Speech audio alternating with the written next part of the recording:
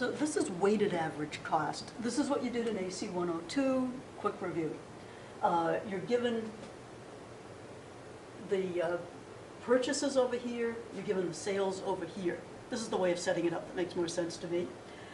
You can see that we sold 16 units. I mean, we purchased 16 units altogether. We sold 11.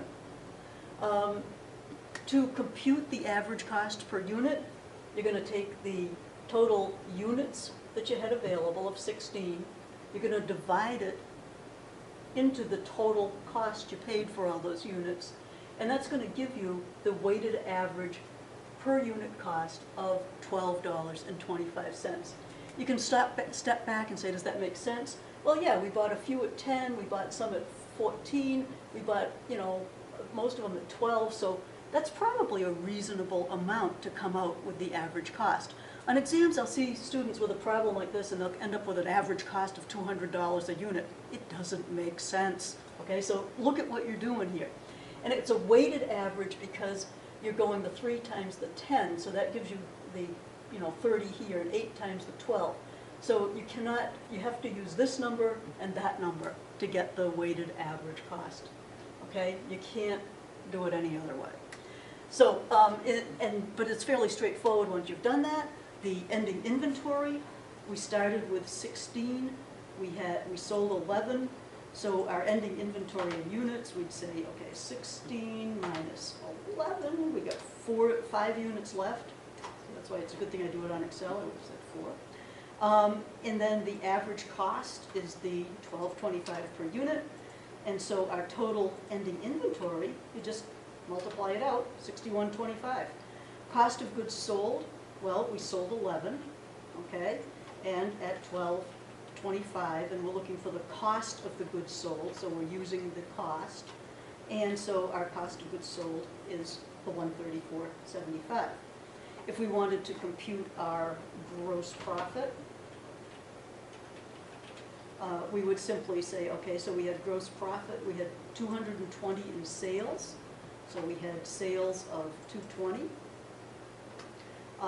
minus our cost of goods sold would give us our gross profit, in this case, of $85.25, okay?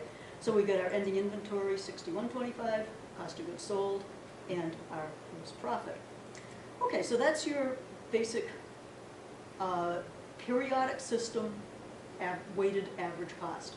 Okay, so now we get to the perpetual system, and this is the moving average cost. And this is a little bit more confusing, as it should be in intermediate accounting. So, same information, same situation, but now we're doing things on a perpetual basis. So we're setting it up, and if you can set this up so it makes more sense to you, that's fine. This is what makes sense to me. We had purchases on February 1st of 3 at 10 for $30. So our average cost on those units is 10 bucks, okay? So then we had a sale on February 5th of 2 units. So we sold 2 of them, and the cost would be, 2 times 10 is 20, because those are the only units we had. That is the average cost. And we have a balance left of 1 unit at 10 bucks for $10 of inventory. Now, we make another purchase on February 11th, right here, purchase 8 units at 12 for $96. So now our new balance of inventory is what we had, the 1 plus the 8 gives us 9, and that was worth 10 plus 96 is 106. After each purchase, we have to calculate a new new average cost. Okay, so we're going to take the 106 divided by the 9, and our new average cost is $11.78. And that will apply to all the units we sell until we buy something else. So on the 15th, we have a sale. We sold 6 units, okay, at $11.78. So our inventory was reduced $70.68. So this is our balance now. We've got 3 at $11.78, $35.32. And so you can sort of see where this goes on. We had a sale here. Okay, so the purchase on the 20th, here, we bought 5 at 14, so 3 plus 5 is 8. The 35 plus 70 gives us the new balance of our inventory, calculate a new average cost. This divided by 8 gives us this. And so then when we sell some more, there's 3 sold at that rate, so our ending inventory is 65.85. So you can set it up however you want, but you know, sometimes you can, we're going to be, anyway, you can set it up however it makes sense to you. Once we have that 65.85, you can compute your cost of goods sold.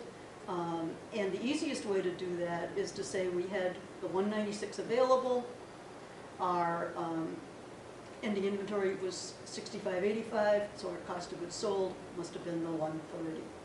Okay, so now the gross profit is your selling price, cost of goods sold, gives you your gross profit. Okay, so that's your periodic weighted average cost and your perpetual moving average cost.